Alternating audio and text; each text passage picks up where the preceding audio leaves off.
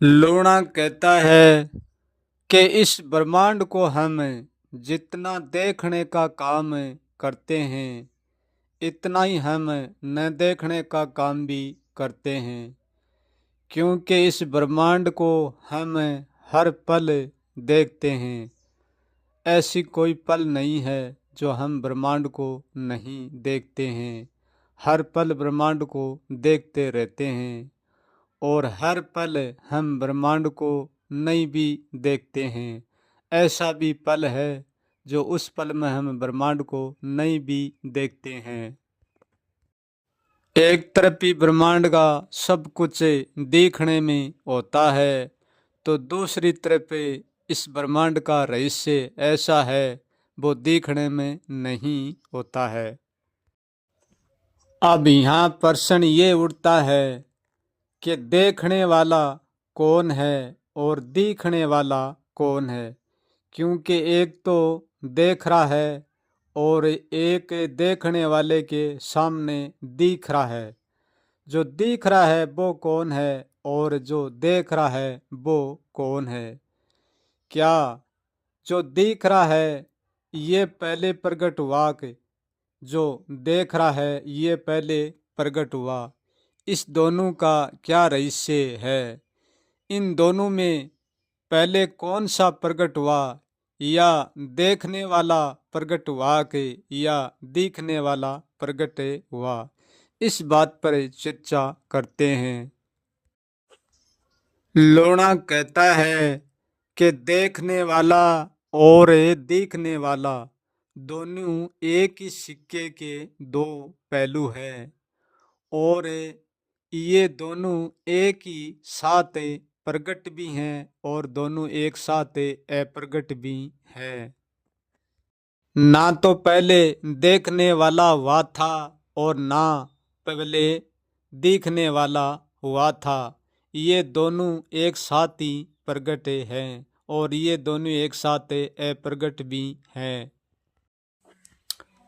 यहाँ प्रश्न ये उठता है कि देखने वाले में और दिखने वाले में दोनों में ये प्रश्न उठता है कि यहाँ देखने वाला कौन है और दिखने वाला कौन है। यहाँ एक देख रहा है और दूसरा दिख रहा है, ये तो सत्य है, परंतु देखता कौन है और उसके सामने दिखता कौन है?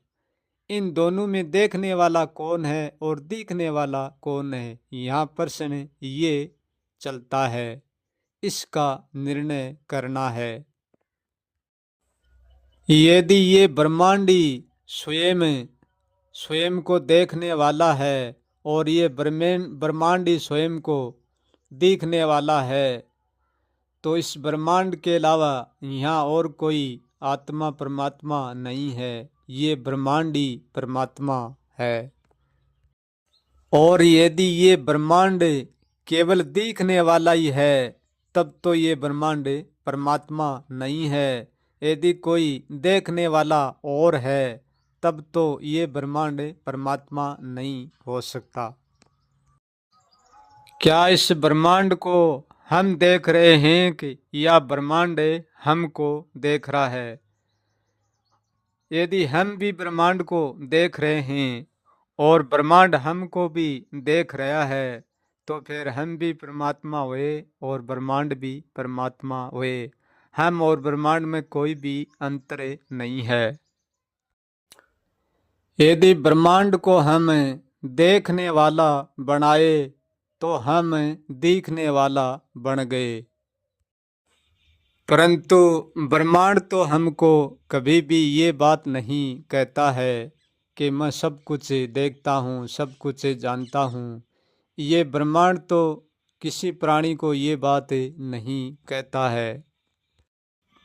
और यदि हम ये कहें कि ये ब्रह्मांड की ऊर्जा हमारे भीतर सब कुछ देखती है और ये ऊर्जा ही सब कुछ जानती है तो फिर देखने वाला ब्रह्मांडी हुआ, क्योंकि ऊर्जा ब्रह्मांड की है और हमारे भीतर सब कुछ देखती है, जानती है।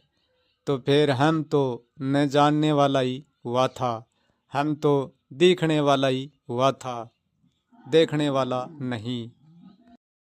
परंतु यहाँ का ज्ञान और यहाँ का अनुभव इस बात को मानने के लिए तैयार नहीं है। लोणा कहता है कि हम देखने वाले नहीं हो सकते, हम देखने वाले ही होते हैं, क्योंकि हम देखते हैं, हम दिखते नहीं हैं। हम सब कुछ देखते तो हैं, परंतु हम दिखते नहीं हैं, इसलिए हम देखने वाले होते हैं, दिखने वाले नहीं होते हैं। हम देखने वाले इसलिए नहीं है क्योंकि जो देखने वाला है वो कुछ कहता नहीं है। क्योंकि देखने वाला है वो देखने वाले को केवल दिखता है, देखने वाले को दिखने वाला देखता नहीं है। जो देखने वाला है वो देखने वाले को कभी भी नहीं देखता, क्योंकि देखने वाले का काम केवल देखते रहना है, देखता रहना नहीं। और देखने वाले का सारा काम देखने से ही बन जाता है। हम देखने वाले होते हैं और ये ब्रह्मांड दिखने वाला होता है। जो सबके सामने दिखता है वो पूरा दिखने वाला ब्रह्मांड अपना कोई भी नाम नहीं दिया। ब्रह्मांड ने कभी भी ये नहीं कहा कि मैं ब्रह्मांड हूँ।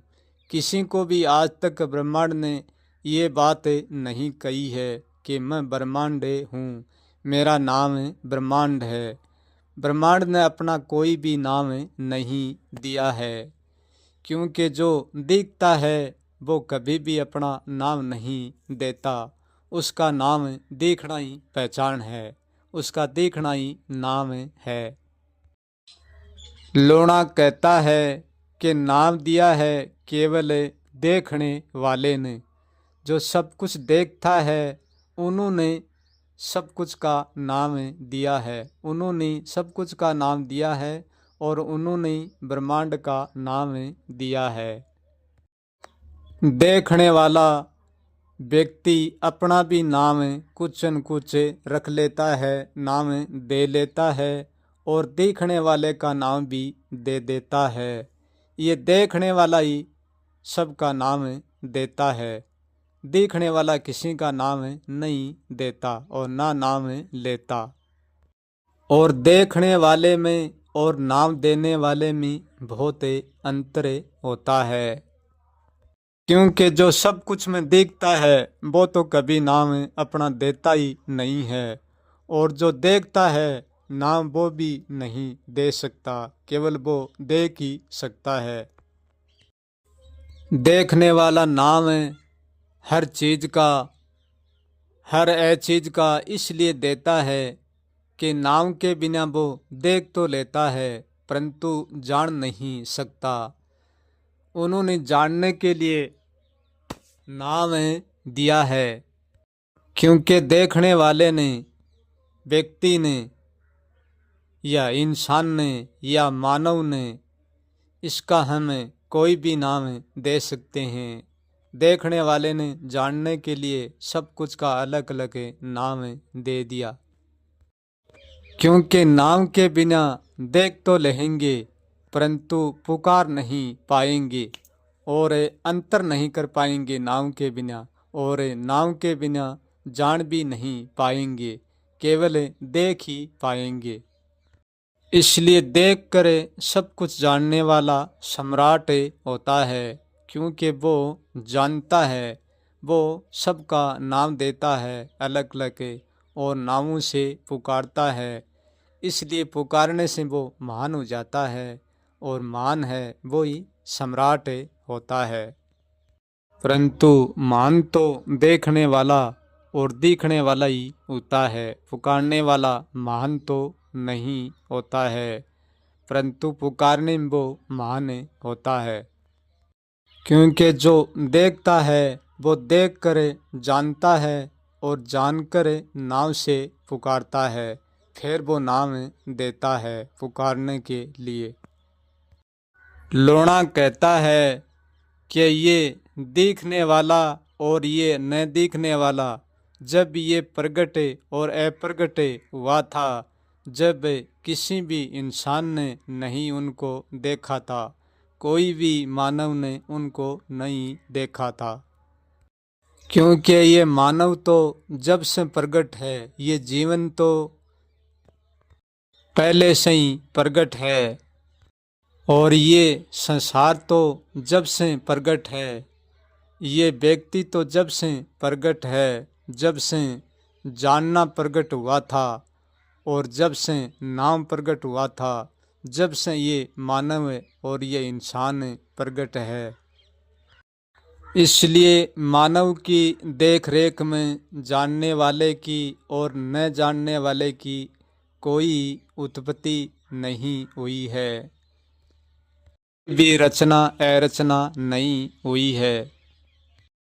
ये देखने वाला और देखने वाला जिस दिन प्रगट हुआ, तब भी उनको मानव कोई भी नहीं देख पाया था, और ये जिस दिन समाप्त होंगे, एक दिन ये देखने वाला भी मिट जाएगा और ये देखने वाला भी मिट जाएगा, परंतु ये मानव उस बात को नहीं देख पाएंगे। क्योंकि जो देखने वाला है वो अपने दिखावे को, अपने दिखने को एक दिन समेट लेगा, और जो देखने वाला है वो अपने दिखावे को एक दिन अपने देखने को समेट लेगा। इसलिए एक दिन दोनों ही सिमट जाएंगे। देखने वाला भी तो अपने आप में सिमट जाएगा और देखने वाला भी अपने आप में सिमट जाएगा। ना तो फिर कोई देखने वाला रहेगा और ना कोई फिर दिखने वाला रहेगा। जब देखने वाला नहीं रहेगा तो कोई देखने वाला भी नहीं रहेगा, और कोई देखने वाला नहीं रहेगा तो ये दिखने वाला भी नहीं रहेगा। क्योंकि देखने वाला रहता है तब भी ये देखने वाला रहता है। ये रहते हैं तो तब ये दोनों एक साथ ही रहेंगे। यदि देखने वाला समाप्त हो गया तो उनके साथ देखने वाला भी समाप्त हो जाएगा, और देखने वाला समाप्त होता है तो देखने वाला ही देखने वाले के साथ ही समाप्त हो जाता है।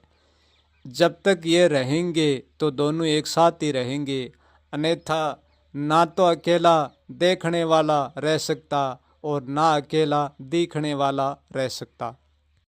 जब से ये देखने वाला है, जब से ये दिखने वाला है, उनको कोई भी ये नहीं कह सकता कि ये कब से हैं और कब तक हैं। ये कोई भी नहीं बता सकता, बताकर भी नहीं बता सकता। देखने वाले का और दिखने वाले का अंत और आरंभ कोई भी नहीं बता सकता, क्योंकि अंत और आरंभ वाणी में बताया नहीं जाता, केवल जाना जाता है। क्योंकि एक जानना है वो केवल जाना ही जाता है, वाणी में व्यक्त नहीं किया जाता, और जो दूसरा जानना है वो वाणी में व्यक्त किया जाता है। प्रश्न ये उठता है कि हम देखने वाले भी हैं और हम जानने वाले भी हैं, परंतु हम है कौन? इस देखने वाले ब्रह्मांड का भी सचमुच में कोई भी नाम नहीं है, क्योंकि ये नाम तो देखने वाले ने पुकारने के लिए दिया है, परंतु सचमुच में कोई नाम नहीं है। और जो सब कुछ को देखता है वो देखने वाले का भी कोई नाम नहीं है, क्योंकि वो भी अपना नाम पुकारने के लिए ही लेता है, उसका भी कोई नाम नहीं है। इसलिए लूणा कहता है कि हमारा कोई नाम भी नहीं है और कोई अनाम भी नहीं है, क्योंकि नाम पुकारने के लिए लेना पड़ता है, और सचमुच में हमारा भी कोई नाम नहीं है। यदि ब्रह्मांड को हम कोई भी नाम नहीं देंगे तब ये ब्रह्मांड ऐसा का ऐसा ही रहेगा। हमारे न नाम देने से ये ब्रह्मांड कभी मिटता नहीं है, और यदि हम अपना नाम भी न देंगे तो भी ऐसा नहीं है कि हम मिट जाएंगे, हम भी ऐसे ही रहेंगे, नहीं मिटेंगे। परंतु नाम के बिना ये कर्म का चक्कर नहीं चलता, क्योंकि कर्म चक्कर नाम देने और लेने से ही चलता है। लोणा कहता है कि जहाँ तक मेरा नाम होता है वहाँ मैं नहीं होता हूँ, केवल मेरी माया होती है। क्योंकि मैं जो भी नाम देता हूँ वो मेरा तो हो जाता है, परंतु मैं स्वयं कभी भी नाम नहीं होता हूँ, कभी भी नाम नहीं बन सकता। इसलिए मेरा कोई नाम नहीं है। जो मेरा होता है वो मैं नहीं होता हूँ, क्योंकि जो मेरा है वो मुझसे अलग है और मैं मेरे के साथ होकर ही मेरे से अलग हूँ।